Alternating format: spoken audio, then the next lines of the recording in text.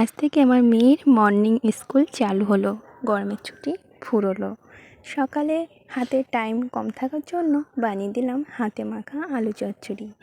সেই রেসিপিটাই আপনাদের সাথে শেয়ার করতে এলাম। নমস্কার, মনি কিচেনে সকলকে স্বাগত জানাই। তো আলু চচ্চড়ি বানানোর জন্য প্রথমে কটা আলু নিয়েছি। আলুগুলো এরকম ডুমো ডুমো করে ছোটো ছোটো করে কেটে নিয়েছি, নিয়ে ভালো করে ধুয়ে নিয়েছি। যেই পাত্রে বানাবো সেই পাত্রে নিয়ে নিয়েছি আলুগুলো।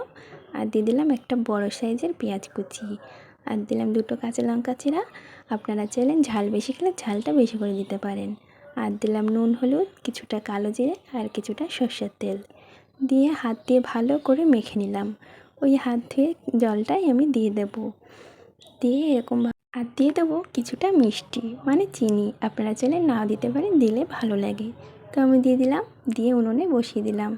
ঢাকা দিয়ে কিছু সময় রান্না করে নেবো। ঝোলটা দেখুন অনেকটা শুকিয়ে এসেছে, আলু চচ্চড়িটা বেশ হয়ে এসছে। তো আমি হাতা দিয়ে কিছুটা আলু এরকম ভেঙে ভেঙে নেব। ঝোলটা একটু গাঢ় হলে খেতে খুব ভালো লাগে। তো আমার আলু চচ্চড়ি পুরো রেডি হয়ে গিয়েছে। তো আমি এবার নামিয়ে নিচ্ছি। এটা ভাত দিয়ে খেতেও ভালো লাগে, বা রুটি বা পরোটা তার সাথেও ভালো লাগে।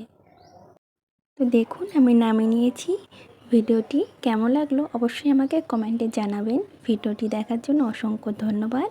চ্যানেলটি সাবস্ক্রাইব করে আমার পাশে থাকবেন, লাইক কমেন্ট শেয়ার করবেন। দেখা হচ্ছে নতুন একটি রেসিপির সাথে।